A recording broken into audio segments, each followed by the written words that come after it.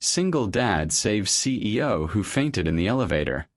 But why did she have photos of his daughter in her wallet?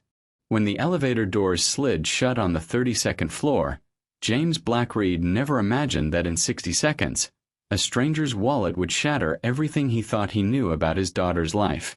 Before we get deep into the story, please let me know in the comments where you're watching from. Hit subscribe if you're hooked in and ready to enjoy this story. Because tomorrow, I have another beautiful story to share with you and I don't want you to miss it for anything. Now, let's get into the story. The fluorescent lights of the Meridian Tower's lobby cast harsh shadows across the marble floor as James Blackreed adjusted his security badge for the third time that morning. 22 years on the force, and now at 42, he'd traded his patrol car for a desk in one of Chicago's most prestigious office buildings. The pay was steady, the hours predictable. Everything a single father needed when raising a 12-year-old daughter alone. "Morning, James," called Patricia from the reception desk, her voice echoing through the cavernous space. "Your daughter's science fair is today, right?" A genuine smile broke across James's weathered face. "Yeah, she's been working on this solar system project for weeks. I promised I'd leave early to make it." He patted his chest pocket where he kept his phone, knowing Keisha would text him every hour leading up to the event. The morning passed in its usual rhythm, signing in visitors, monitoring security feeds, ensuring the building's 2,000 daily occupants remained safe. But at 11:47 a.m., James noticed something different. The private elevator to the executive floors had been making unusual stops, and through the security cameras, he caught glimpses of someone in a red business suit moving erratically. Martha Sinclair pressed the elevator button for the 15th time in 10 minutes, her manicured fingers trembling against the brass. As CEO of Meridian Industries, she commanded boardrooms with the confidence of someone who'd built a Fortune 500 company from nothing. But today, the walls of her corner office had felt like they were closing in. The manila envelope on her desk had arrived that morning. No return address, just a single photograph and a note. "She deserves to know the truth." The image showed a young black girl with bright eyes and a gap-toothed smile, standing beside a tall man in a security uniform. The same man she'd watched through building cameras for 3 years, never finding the courage to approach. Her chest tightened as the elevator finally arrived. The morning's board meeting had been a disaster. Her mind elsewhere, her usual razor-sharp focus scattered. The shareholders would be calling for answers, but all she could think about was the girl in the photograph. The girl she'd been secretly supporting through anonymous donations to her school, her after-school programs, her science fair projects. James was reviewing the morning's incident reports when his radio crackled. "James, we've got a situation in elevator car number 3. Someone's collapsed." He was moving before the transmission ended, his former cop instincts taking over. The stairs were faster than waiting for another elevator, and his long legs carried him up 3 floors in under a minute. The elevator doors stood open, revealing a woman in a red business suit crumpled against the back wall, her breathing shallow and rapid. "Ma'am, can you hear me?" James knelt beside her, his trained eyes quickly assessing. No visible injuries, but her skin was pale and clammy. Classic signs of shock or a panic attack. As he reached for his radio to call for medical assistance, her purse had spilled across the elevator floor.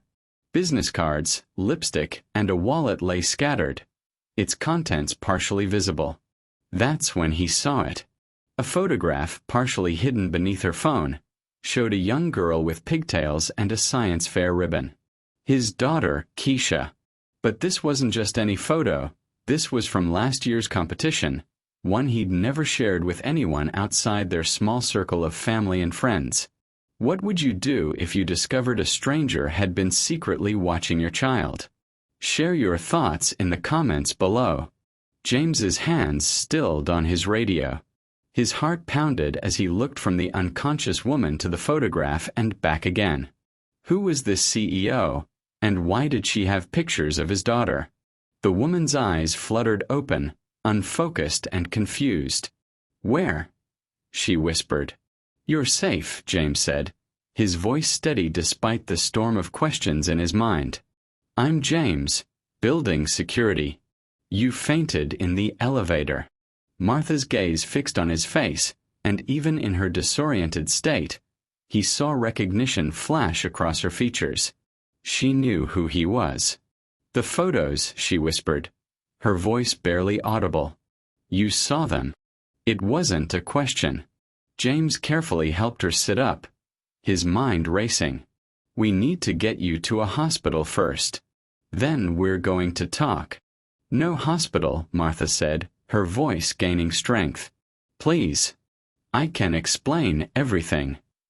The elevator doors began to close, but James's foot shot out, stopping them. In the harsh fluorescent light, he studied the stranger who apparently knew his daughter better than he'd imagined. Her expensive suit, her manicured nails, her executive bearing, everything about her screamed privilege and power. Yet she'd been carrying his daughter's photo like a treasured keepsake.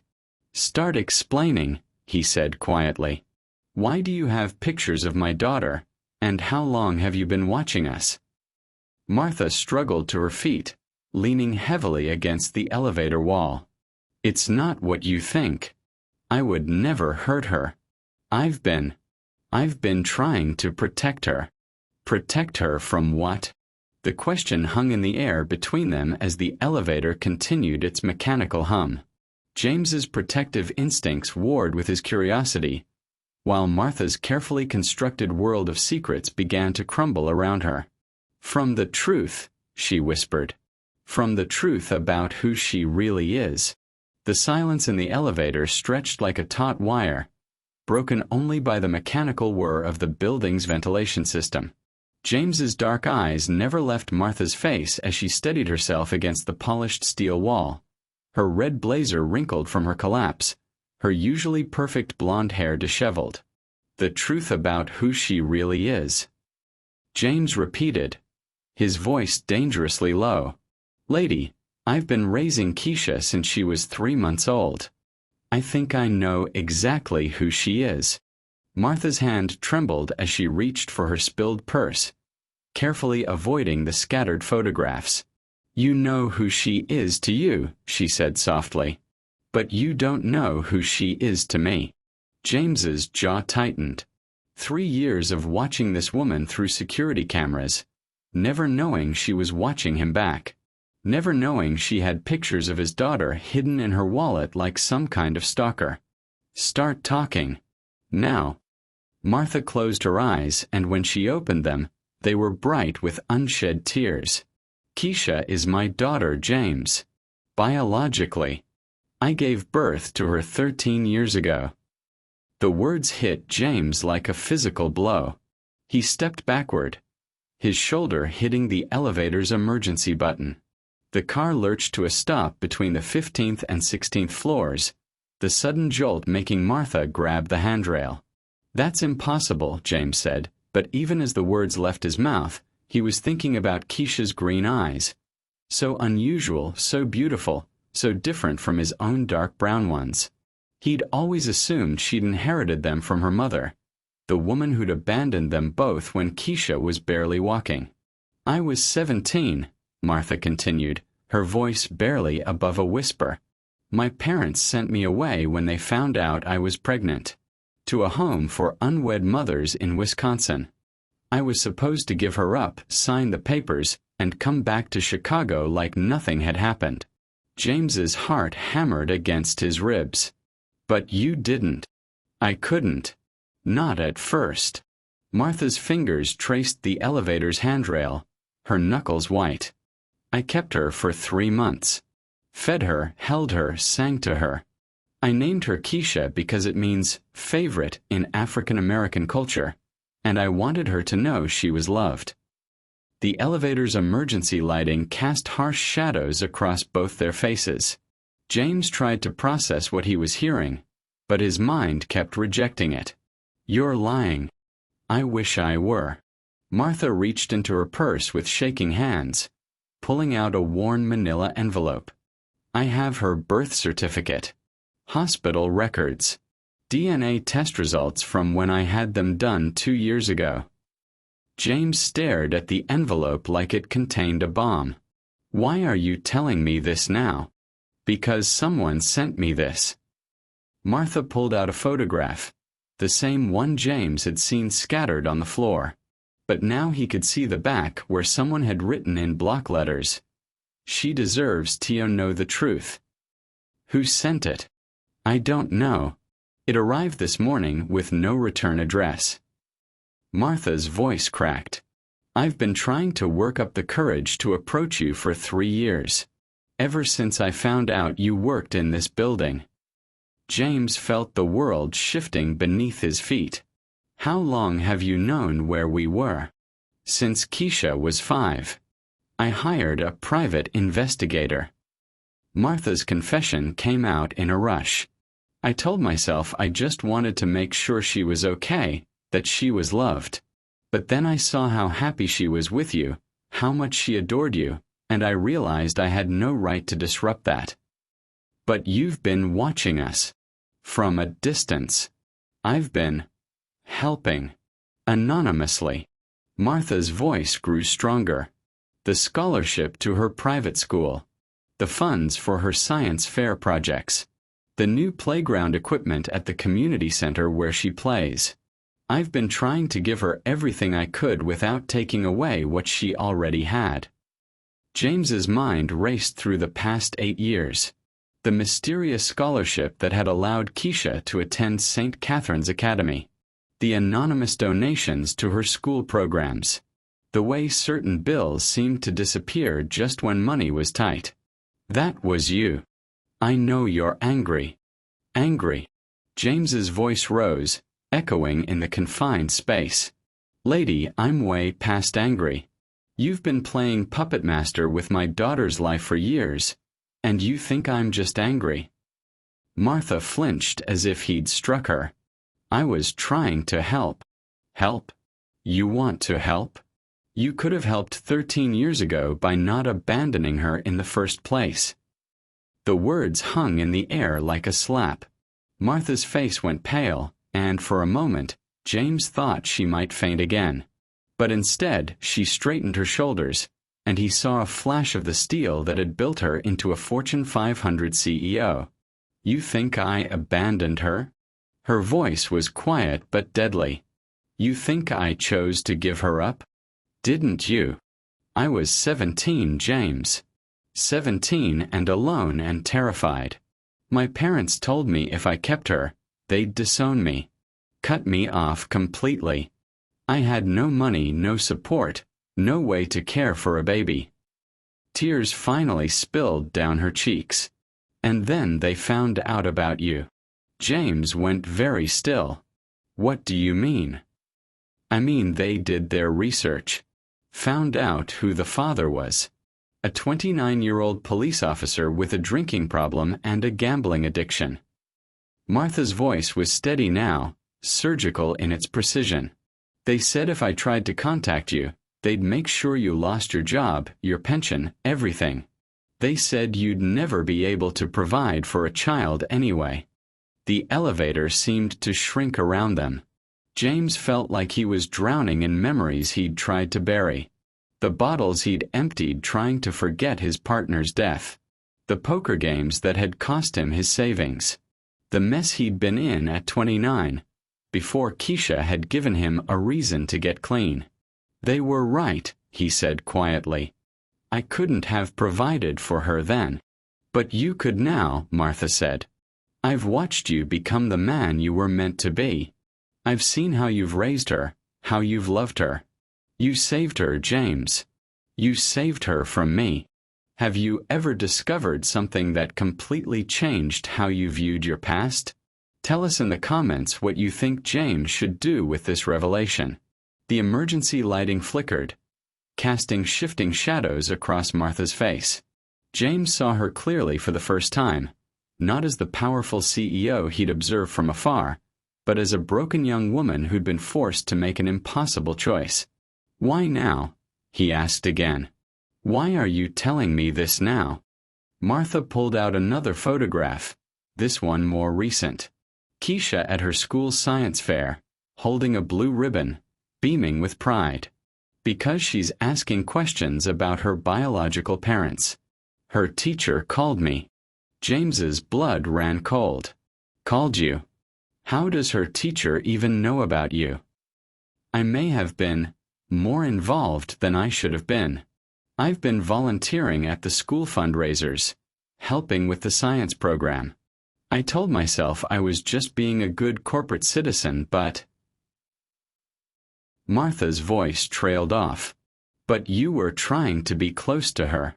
I was trying to be part of her life in the only way I could. Martha's composure finally cracked completely.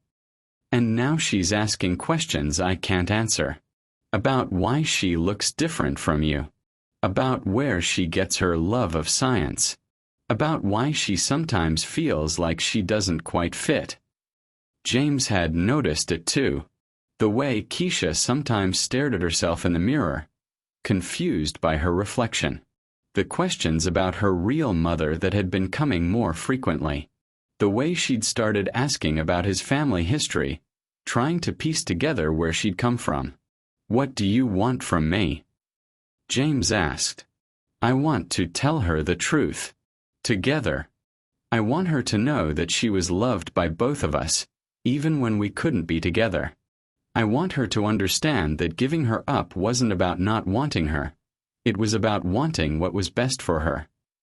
The elevator car swayed slightly, reminding them both that they were suspended between floors, between the life they'd known and the one waiting for them. James looked at the photographs scattered across the floor, images of his daughter at various ages, taken from a distance but preserved with the care of someone who treasured them. She's going to hate me, Martha whispered. When she finds out I've been watching her, that I've been lying to her. No, James said, surprising himself with the certainty in his voice. She's going to be confused, scared, angry. But she won't hate you. Keisha doesn't have hate in her heart. How can you be sure? James knelt down and began gathering the scattered photographs, handling them with the same care Martha had obviously given them. Because I raised her. And I raised her to understand that sometimes people make hard choices for the right reasons. Martha watched him collect the images of their daughter, her heart breaking and healing simultaneously. What happens now? James stood, holding the photographs carefully. Now we get out of this elevator. Then we figure out how to tell a 12-year-old girl that her life is about to change forever. As if summoned by his words, James's radio crackled to life. James, you okay up there? The elevator's been stuck for 20 minutes. He pressed the button. We're fine, Rico. Just a medical emergency.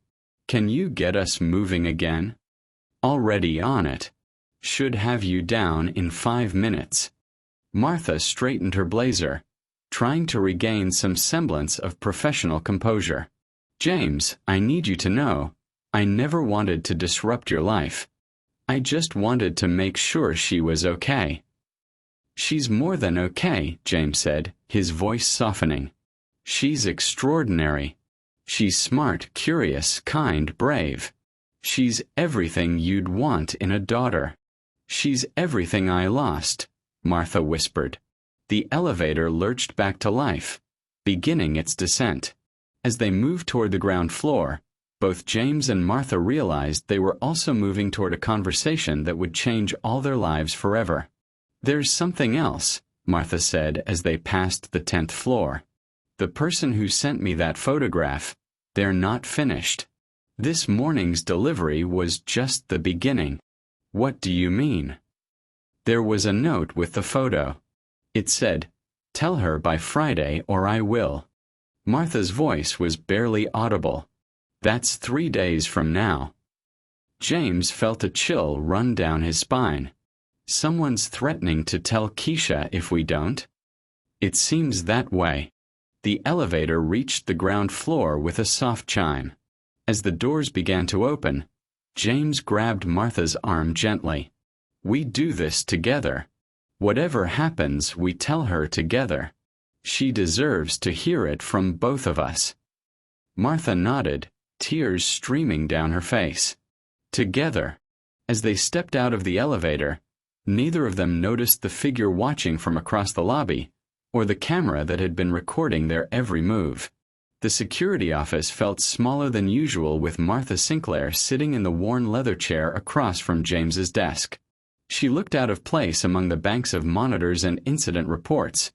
Her tailored red suit a stark contrast to the utilitarian gray walls. But she'd insisted on coming here, away from the curious eyes of the lobby, to figure out their next move. "Coffee?" James offered, though his hands were already shaking slightly as he poured from the pot that had been brewing too long. "Please." Martha accepted the chipped mug, wrapping her manicured fingers around it like a lifeline. "I can't remember the last time I was this nervous." James settled into his chair, the familiar creak of the old springs somehow comforting. IPO launches, board meetings, nothing compared to telling a 12-year-old her world's about to change. How do we even start? Martha's voice was barely above a whisper. What do you say to a child who's been lied to her entire life? We haven't lied to her. James's tone was firm. We've protected her. There's a difference. Martha studied his face, seeing the defensive set of his jaw, the way his dark eyes had gone hard. You still don't trust me. It wasn't a question. James took a long sip of his coffee, buying time. I've been her only parent for 12 years. Trusting someone else with her welfare doesn't come naturally. I understand that. But James, we're running out of time. Whoever sent that photo isn't going to wait for us to work through our trust issues. Before James could respond, his phone buzzed with a text message. The screen showed Keisha's contact photo, a grinning selfie with a gap-toothed smile from 2 years ago. Dad, can you pick me up early today? Science fair practice is done and I want to show you something important. James's chest tightened. She wants me to pick her up early. Says she has something important to show me.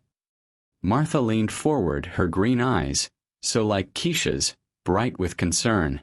What if she already knows? What if whoever sent that photo contacted her too? No. James shook his head firmly. Keisha would have called me immediately. She tells me everything. Are you sure about that? Martha's question hung in the air like a challenge. James was about to defend his daughter's honesty when he stopped. Lately, Keisha had been more secretive. Phone calls that ended when he entered the room. Homework sessions that seemed to involve more research than any 12-year-old should need. Questions about genetics and family trees that had seemed innocent at the time. She's been asking questions, he admitted reluctantly. About her biological parents. About why she looks different from me. I thought it was just normal curiosity. Maybe it is. Or maybe someone's been feeding her information gradually, preparing her for this moment. Martha set down her coffee cup with hands that trembled slightly. We need to see that photo again. Look for clues about who sent it. James reached for the manila envelope Martha had brought from the elevator. The photograph was professional quality, taken with a good camera from a distance. In the background, he could see part of the school's logo and what looked like a timestamp in the corner. This was taken last month, he said, squinting at the small numbers. At the regional science fair. But I remember that day, there were hundreds of people there. Parents, teachers, judges, volunteers. And photographers, Martha added quietly. I hired someone to document the event. For the school's website and the local newspaper. James's head snapped up. You hired the photographer? I've been funding a lot of the school's programs. I thought it was innocent enough, just making sure the kids' achievements were properly documented. Martha's voice grew smaller. I never thought someone would use those photos against us. Against us. James stood abruptly, pacing to the window that overlooked the parking garage. This isn't about us, Martha. This is about Keisha. Someone's using our daughter as a weapon. The word "our" hung between them, acknowledged for the first time. Martha felt something shift in her chest, a recognition of shared responsibility she hadn't dared hope for. The photographer, James continued, his mind working through the possibilities. Do you remember who it was? A freelancer. Someone the school recommended. Martha pulled out her phone, scrolling through contacts. Richard Morse. He seemed professional, experienced. Did a lot of work for schools and community organizations. James was already moving toward his computer. Let me run a background check. As he typed, Martha watched the efficient way he moved through law enforcement databases, his fingers flying across the keyboard with practiced ease. She saw glimpses of the cop he'd been, the investigator who'd probably been good at his job before his demons nearly destroyed him. Got something, James said, his voice grim. Richard Morse. 2 arrests for stalking. 1 conviction for harassment. Specializes in surveillance photography. Martha's blood ran cold. I hired a stalker to photograph children. You didn't know. James's tone was gentler now. But this explains how he got close enough to take these pictures. He wasn't just documenting the event. He was studying us. Why? Martha's voice cracked. What does he want? Before James could answer, his phone rang. The caller ID showed an unknown number, but something about it made his instincts prickle. He answered carefully. James Blackreed. Mr. Blackreed. I think we need to talk. The voice was male, older, with a slight accent James couldn't place. About your daughter. About the truth she deserves to know. Martha watched the color drain from James's face. He hit the speaker button, and she heard her own sharp intake of breath. Who is this? Someone who's been watching your family for a long time. Someone who knows what really happened 13 years ago. The voice was calm, almost conversational. You have until Friday to tell Keisha the truth. If you don't, I'll be forced to do it for you. What do you want? James's voice was deadly quiet. Justice. The truth. A young girl's right to know where she came from. There was a pause. And perhaps a small compensation for my years of research. Martha grabbed James's arm. Blackmail, she whispered. I prefer to think of it as a consulting fee, the voice continued. I have extensive documentation of your family's history, Ms. Sinclair. Photos, financial records, DNA results. Quite a story, really. Young heiress gives up her baby, then spends 13 years secretly interfering in the child's life. The media would find it fascinating. You son of a... Friday, Mr. Blackreed. Tell her by Friday, or I will. And I promise you, my version of events will be much less charitable. The line went dead. James and Martha stared at each other across the small office, the weight of the threat settling between them like a physical presence. He's going to destroy her, Martha whispered. If he tells her his way, makes it sound like I abandoned her for money, like you were some kind of. We're not going to let that happen. James's voice was firm, but Martha could see the fear in his eyes. We tell her tonight. Together. Before he gets the chance. Tonight. Martha's voice rose. James, we need time to prepare. To figure out how to explain this without traumatizing her. We don't have time. James slammed his hand on the desk, making Martha jump. Every minute we wait is another minute he has to poison the well. To make her doubt everything she's ever known about her life. Martha stood, pacing to the same window James had occupied moments before. What if she doesn't believe us? What if she thinks we're lying to protect ourselves? Then we deal with that when it happens. But we deal with it together. James moved to stand beside her, both of them looking out at the parking garage where ordinary people were going about their ordinary lives. Martha, I need you to understand something. When I take Keisha home tonight, when I sit her down and tell her about you, I'm not just changing her life. I'm changing mine. What do you mean?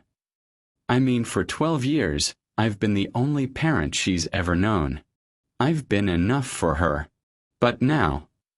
He trailed off, his jaw working. Now she's going to have a choice. Between the security guard who raised her and the CEO who can give her everything. Martha turned to face him, seeing the vulnerability he was trying to hide. James, I'm not trying to take her away from you. Aren't you? His voice was raw. You've got money, connections, opportunities one could never provide. You can send her to any college. Give her any advantage. Why would she choose to stay with me? What would you do if you discovered someone was threatening to expose your family secrets? Share your thoughts on how James and Martha should handle this situation in the comments. Martha reached out instinctively, her hand covering his. Because you're her father. Because you've loved her every day of her life. Because you chose her when I couldn't choose myself. James looked down at their joined hands, her pale fingers intertwined with his darker ones, both of them trembling slightly. What if it's not enough? It has to be enough. We have to make it enough. Martha's voice grew stronger. But we also have to make sure she understands that having two parents who love her isn't a betrayal of either one of us. James's phone buzzed again. Another text from Keisha. Dad, where are you? I'm waiting by the flagpole. I really need to talk to you. She's waiting for me. James pulled his hand free, immediately missing the warmth of Martha's touch. I have to go. I'm coming with you. Martha, no. She doesn't know you yet. Seeing us together might. Might what? Might make her realize we're hiding something. Martha grabbed her purse, her executive decision-making skills kicking in. James, she's not stupid. She's going to figure out something's wrong whether we're together or not. At least this way, she'll see that we're unified. James considered this, his protective instincts warring with the logic of her argument. She's going to have questions. Questions I can't answer alone. Then it's good I'll be there to answer them. As they prepared to leave the security office, James caught Martha's arm. There's something else you need to know. About me. About who I was when she was born. Martha waited, seeing the shame in his eyes. I wasn't a good man 13 years ago. I was drinking too much, gambling, barely keeping my job. Your parents were right about me. I couldn't have provided for her then. I needed her to save me as much as she needed me to save her. And now I'd die before I let anyone hurt her. Including you. The words carried a weight that made Martha's chest tight. She saw the father he'd become, the man who'd rebuilt himself around love for a child. Then we understand each other. As they walked toward the elevator, the same elevator where everything had changed just hours before, both James and Martha realized they were about to step into a future none of them had planned for. Behind them, unnoticed in the security office, the phone rang once and went to voicemail. This is Richard Morse. I hope you're making the right choice, Mr. Blackreed. For everyone's sake. The clock is ticking. The drive to St. Catherine's Academy felt like the longest 20 minutes of James's life. Martha sat in the passenger seat of his aging Ford, her hands clasped tightly in her lap, staring out at the Chicago streets as if memorizing them. Neither of them had spoken since leaving the building, both lost in their own thoughts about what lay ahead. There, Martha said suddenly. pointing to a red brick building with tall windows and a pristine lawn. That's her school. James had driven past it countless times, but seeing it now, knowing Martha had been funding programs here, volunteering, watching their daughter from the shadows, made it feel like foreign territory. The parking lot was nearly empty, just a few cars belonging to teachers and staff working late. "I see her," he said, his voice thick with emotion. Keisha stood by the flagpole, her backpack slung over one shoulder, her dark hair pulled back in the neat ponytail he'd helped her with that morning. She was holding something in her hands, a manila envelope that made both adults' blood run cold. "Oh God," Martha whispered. He got to her first. James parked quickly, his hands shaking as he turned off the engine. "Stay calm. Whatever happens, we stay calm for her." They approached Keisha together, and James saw the exact moment his daughter noticed Martha. Her green eyes, so like her biological mother's, widened with confusion and something that might have been recognition. "Dad." Keisha's voice was small, uncertain. "Who is this?" "Baby girl," James said, his voice gentler than it had been all day. "This is Martha. We need to talk to you about something important." Keisha looked from James to Martha and back again, her 12-year-old mind clearly working to process the tension she sensed. "Does this have to do with this?" She held up the envelope, and James felt his heart stop. "What is that, sweetheart?" "It came to my classroom today. Mrs. Peterson said a man dropped it off for me." Keisha's voice grew smaller. "She wanted to call you, but I asked her not to. I wanted to open it myself first." Martha stepped forward carefully, as if approaching a wounded animal. "Keisha, my name is Martha Sinclair. I think what's in that envelope involves both of us." "How do you know my name?" Keisha's voice sharpened with the intelligence James had always been proud of. "And why do you look like me?" The question hung in the air like a challenge.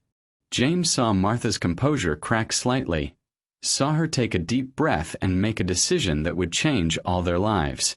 "Because I'm your mother," Martha said simply. "Your birth mother." Keisha stared at her for a long moment, then looked at James. "Dad." "It's true, baby girl. We were going to tell you tonight, but—" James gestured to the envelope. "What does it say?" Keisha's hands trembled as she opened it. Inside was a photograph, not of her at the science fair, but an older image. A hospital room, with a teenage girl holding a newborn baby.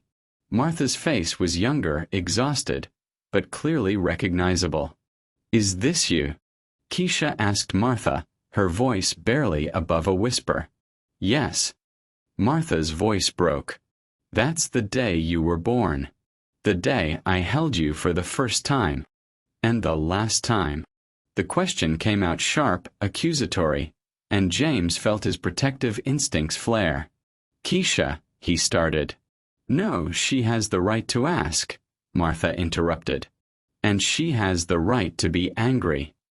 Keisha looked between them, her young face struggling with emotions too complex for her years. "I don't understand. If you're my mother, where have you been? Why didn't you want me?" The pain in her voice was like a physical blow. Martha knelt down to Keisha's level, tears streaming down her face. "Oh, sweetheart. I wanted you so much. I wanted you more than anything in the world. Then why did you leave me?" "Because I was 17 and scared and alone. Because I thought your father could give you a better life than I could." Martha's voice was steady now, honest. "Because I was a coward who let other people make decisions for me." What other people? James could see Keisha's analytical mind working, asking the right questions, demanding the truth. He'd raised her to be fearless in seeking answers, and now that courage was being turned on him. "My parents," Martha said. "They told me I was too young, that I didn't have the resources to raise you properly. They said it would be better for everyone if I gave you up. But you didn't give me up, Keisha said slowly. You gave me to Dad. Not directly. James stepped forward, knowing this was his part of the story to tell. You were placed in foster care first. I was working with the police department's youth services division then. When I met you. He paused, remembering that first moment when a 3-month-old baby had looked at him with those impossibly green eyes. When I met you, I knew I wanted to be your father. So you chose me. Keisha's voice was small, confused. I chose you, James confirmed. And I've never regretted it for a single day. Keisha looked at the photograph again, studying it with the same intensity she brought to her science projects. There's something else in here, she said, pulling out a note. James's blood ran cold as he read the typed words over her shoulder. Ask them about the money. Ask them why she's been watching you. Ask them what else they're hiding. What money? Keisha asked, her voice gaining strength. What does this mean? Martha and James exchanged glances. They'd planned to reveal this gradually, to ease her into the truth. But Richard Morse had made that impossible. I've been helping you, Martha said carefully. Financially. Your school, your programs, your activities. I've been supporting them anonymously. You've been paying for my school? Keisha's eyes widened. My whole life you've been... watching me? Not watching, Martha said quickly. Helping. Supporting. Making sure you had opportunities. That's watching. Keisha's voice rose, and James saw the first flash of real anger. You've been spying on me for my whole life. Keisha, calm down, James said, but she whirled on him. Did you know? Did you know she was doing this? No, James said honestly. I found out today. Same as you. But you knew about her, Keisha pressed. You knew I had a mother somewhere, and you never told me. James felt the weight of 12 years of half-truths and protective lies. I knew you had a birth mother. I didn't know who she was or where she was. I thought she was gone forever. But you didn't look for her? Keisha's voice was accusatory now. You never tried to find her for me? I was afraid, James admitted. Afraid she'd want to take you away from me. Afraid you'd choose her over me. The honesty in his voice seemed to deflate some of Keisha's anger. She looked at both adults, the father who'd raised her and the mother who'd given her up, and James could see her trying to process emotions she didn't have names for. I need to sit down, she said suddenly, and Martha immediately guided her to a nearby bench. They sat in silence for a moment, the weight of 13 years of secrets settling between them. Finally, Keisha spoke again. Why now? Why are you telling me this now? Because someone is threatening to tell you themselves, James said. Someone who wants to hurt us, and doesn't care if they hurt you in the process. The man who brought this to school? We think so. A photographer named Richard Morse. He's been... James struggled for words that wouldn't terrify her. He's been taking pictures of us. Researching our family. He's been stalking us, Martha said bluntly. And now he's trying to use what he knows to hurt our family. Our family. Keisha looked up at that, her green eyes moving between them. Are we a family now? The question hung in the air, loaded with possibility and fear. James felt Martha's hand slip into his, and he realized they were both waiting for Keisha's answer.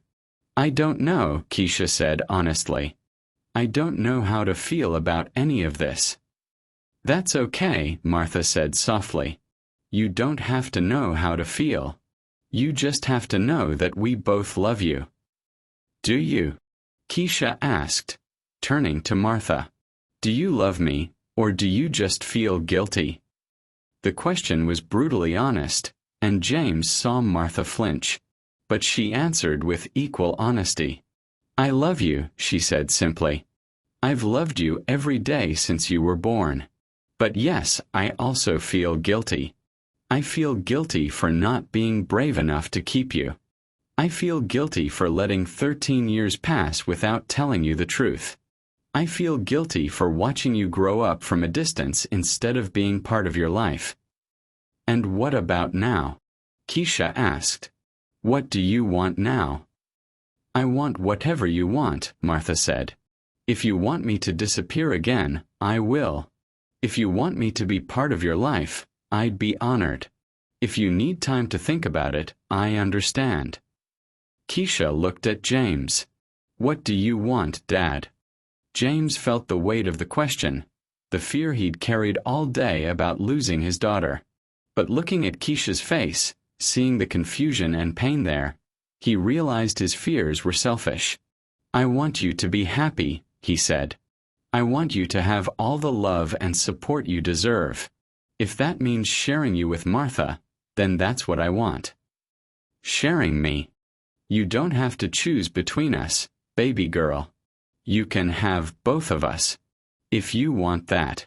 Keisha considered this, her young mind working through possibilities. What would that look like? I don't know, James admitted. We'd figure it out together. Together, Keisha repeated, as if testing the word. The three of us. The three of us, Martha confirmed. They sat in comfortable silence for a moment, the late afternoon sun casting long shadows across the school grounds. Finally, Keisha spoke again. I have questions. Lots of questions. We'll answer them, James said. All of them. And the man who's been watching us? What happens to him? James's jaw tightened. We deal with him. Together. What do you think is the most important thing for a child to know when learning about their adoption? Share your thoughts in the comments about how families can navigate these difficult conversations.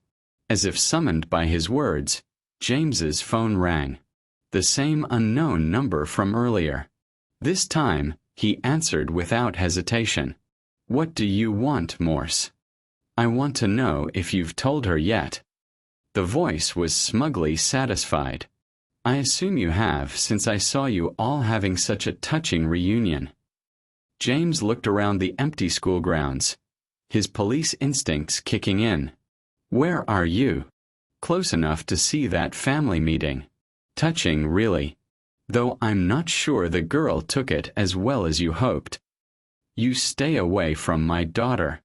Our daughter, Martha said quietly, and James felt a surge of warmth at the correction.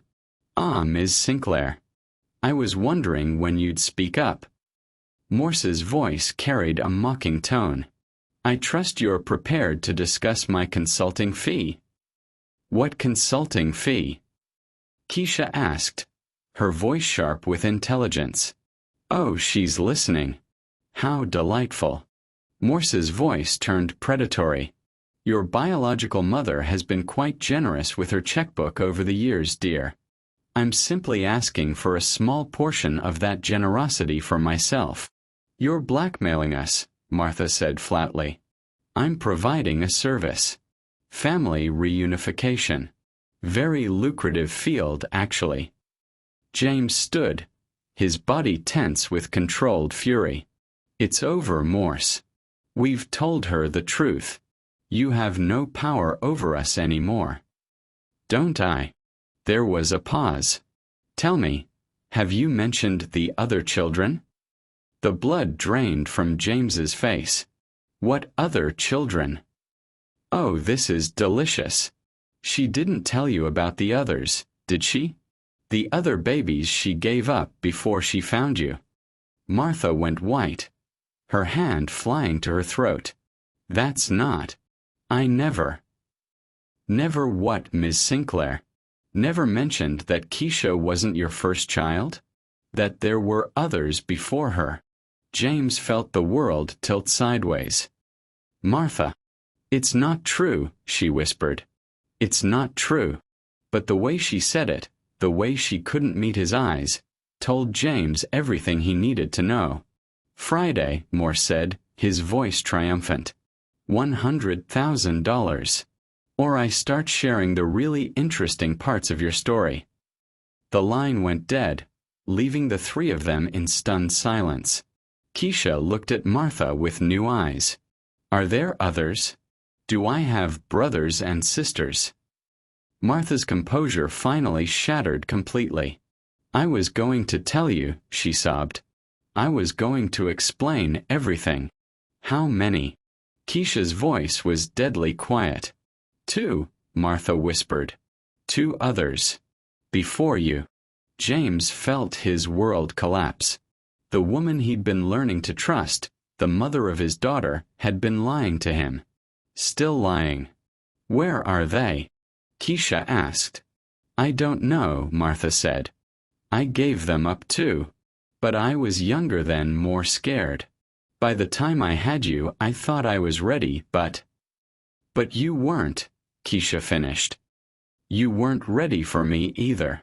The pain in her voice was unbearable. James knelt beside her, taking her hands in his. Baby girl, this doesn't change anything between us. Doesn't it?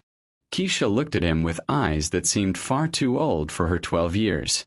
I have siblings out there somewhere. Brothers or sisters who might be looking for me. And she kept that from both of us. Martha reached out to touch Keisha's shoulder, but the girl pulled away. I need to go home, Keisha said quietly. I need to think. As they walked back to the car, James realized that their crisis was far from over. They'd told Keisha the truth, but it wasn't the whole truth. And now they had 3 days to figure out how to handle Richard Morse's escalating demands before he destroyed what little trust they'd managed to build. The drive home was silent, but it was a different kind of silence than before. This was the silence of a family. Broken, confused, but still somehow together, trying to figure out how to move forward.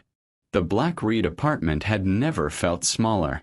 James sat on the worn couch, watching Martha nervously pace the living room while Keisha remained locked in her bedroom, processing everything she'd learned.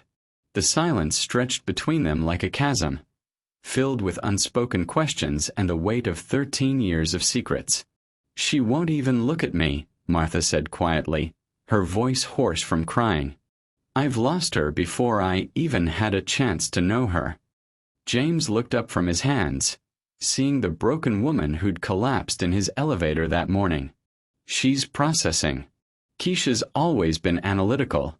She needs time to work through things in her own way. How can you be so calm about this? I lied to you too. About the other children. You didn't lie, James said carefully. You just didn't tell me everything. There's a difference. Is there? Martha stopped pacing, turning to face him. James, I have 2 other children out there somewhere. Children I gave up before I learned how to fight for what I wanted. What if they're looking for me? What if they find Keisha?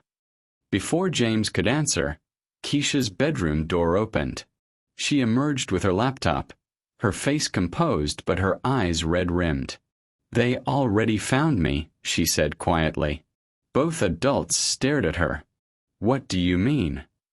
James asked. Keisha settled into the chair across from them, opening her laptop. I've been getting messages on social media for the past few months. People asking if I knew about my biological family. I thought they were just random trolls, but... She turned the screen toward them.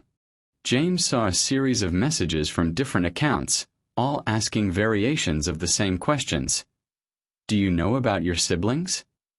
Have you found your birth mother? There are others like you. I thought someone was playing a prank, Keisha continued. But after today, I started looking more carefully.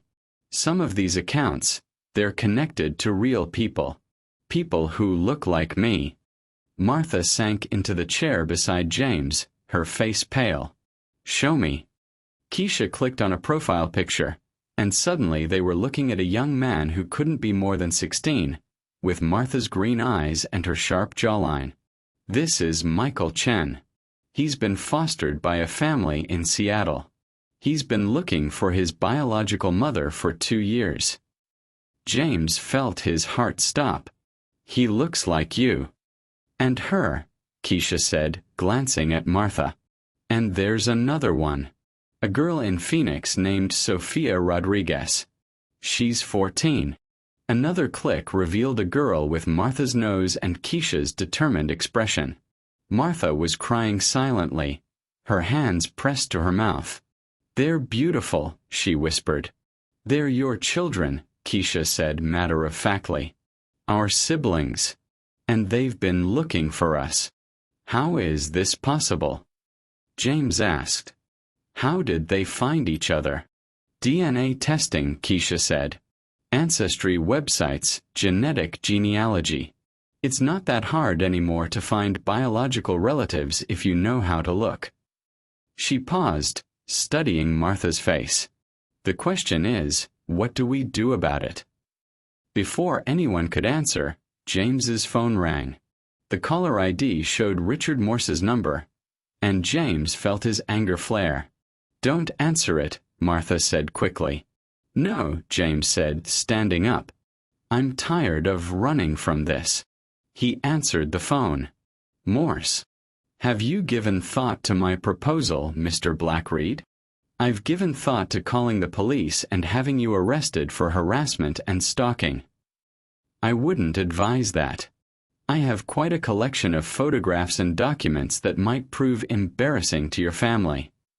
James looked at Martha and Keisha, both watching him intently. "What do you really want?"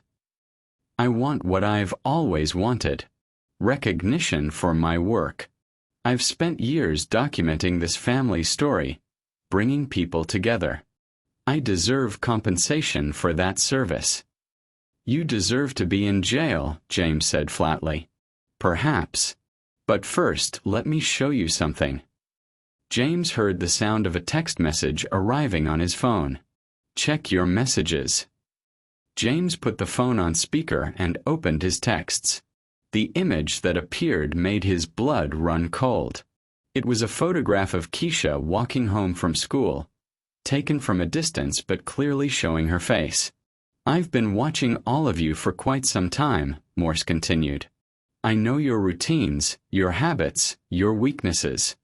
I know that Mr. Blackreed picks up his daughter every day at 3:30. I know that Ms. Sinclair has been volunteering at the school every Tuesday for the past 6 months. I know things that could be very dangerous in the wrong hands." "You're threatening a child," James said, his voice deadly quiet. "I'm protecting a child. By ensuring her family tells her the truth." "We did tell her the truth. All of it. Did you tell her about the private investigator Ms. Sinclair hired to track down her other children?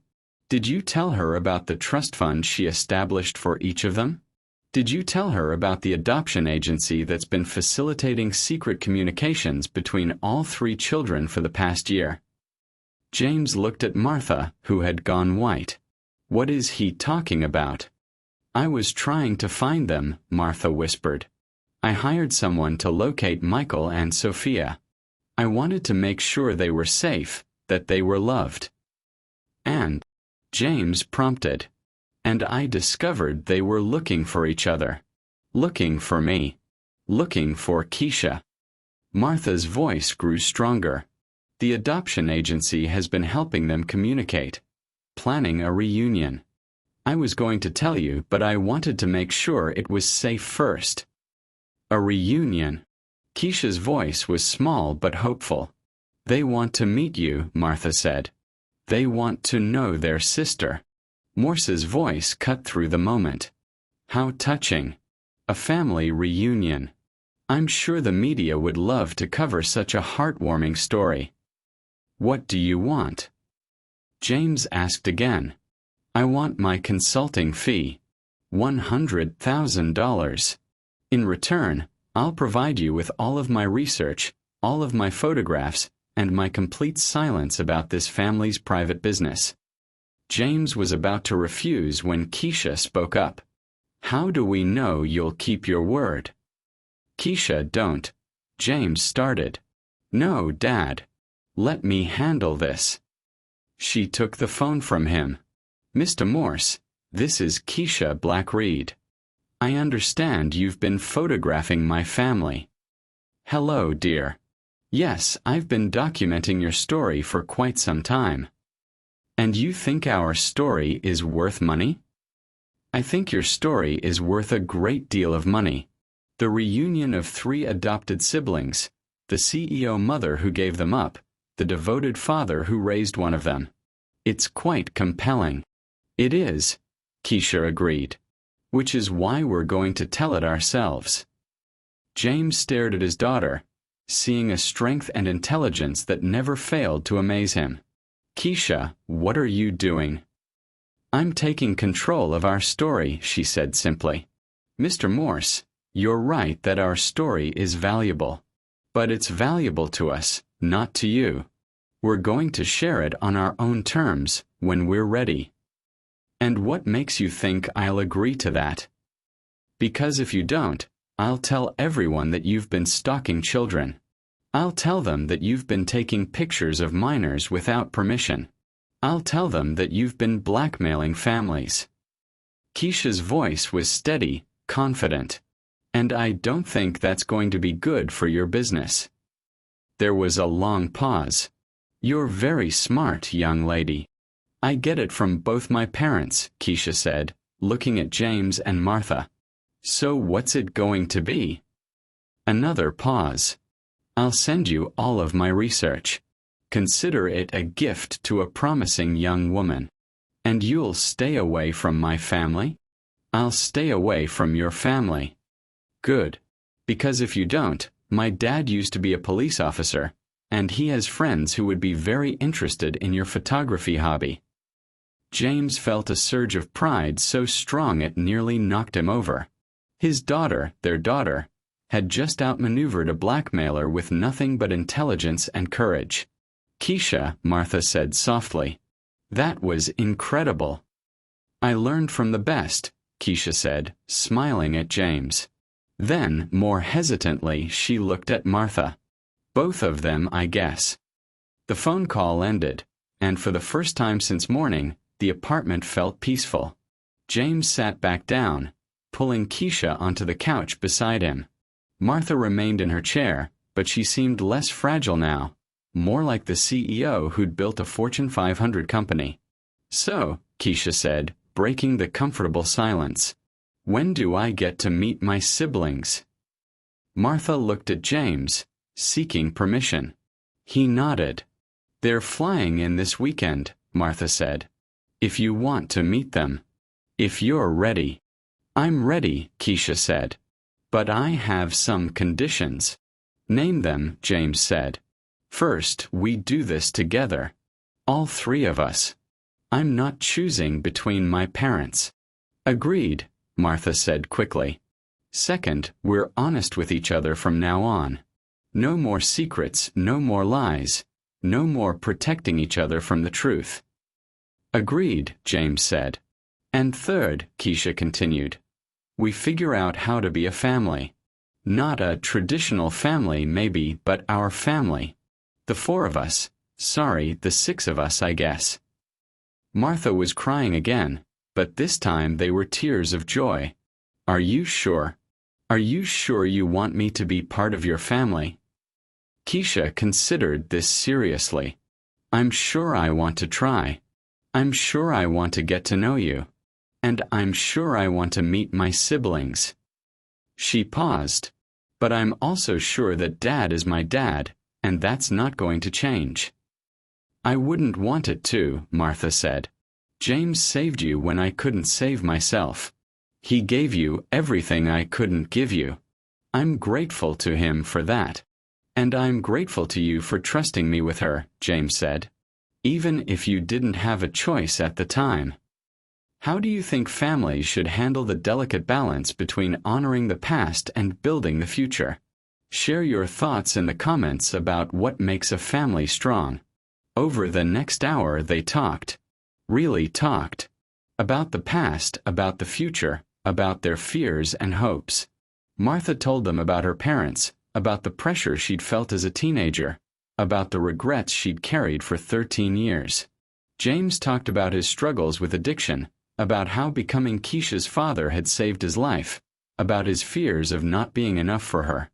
And Keisha, wise beyond her years, talked about feeling different, about wondering where she came from, about the excitement and terror of suddenly having a large family. "I have one more question," Keisha said as evening settled over the apartment. "What happens now? Practically, I mean. Do I live with both of you? Do I have 2 houses? How does this work?" James and Martha exchanged glances. They hadn't thought that far ahead. "We figure it out as we go," James said. "Maybe you spend some time with Martha, get to know her. Maybe she helps with school events and science fairs. Maybe we all have dinner together sometimes." "Like a real family," Keisha said. "We are a real family," Martha said. "We're just not a conventional one." "I like that," Keisha said. "I've never been conventional anyway." As Martha prepared to leave, she turned to James. "Thank you for raising her to be so wise and brave, for making her into the incredible person she is." "Thank you for giving her to me," James said, "for making the hardest choice so I could have the greatest gift." Keisha hugged Martha goodbye, tentatively at first, then with more confidence.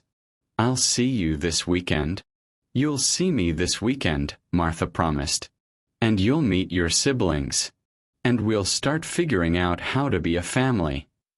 After Martha left, James and Keisha sat together on the couch, watching the Chicago skyline light up in the darkness.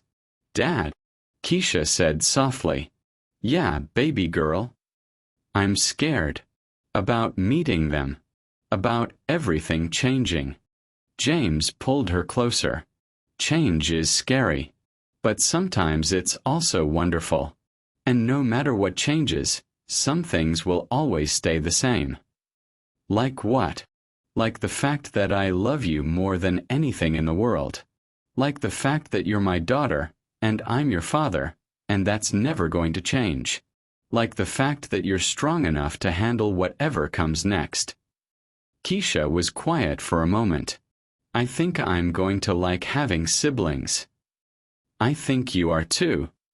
And I think Martha is going to be a good addition to our family."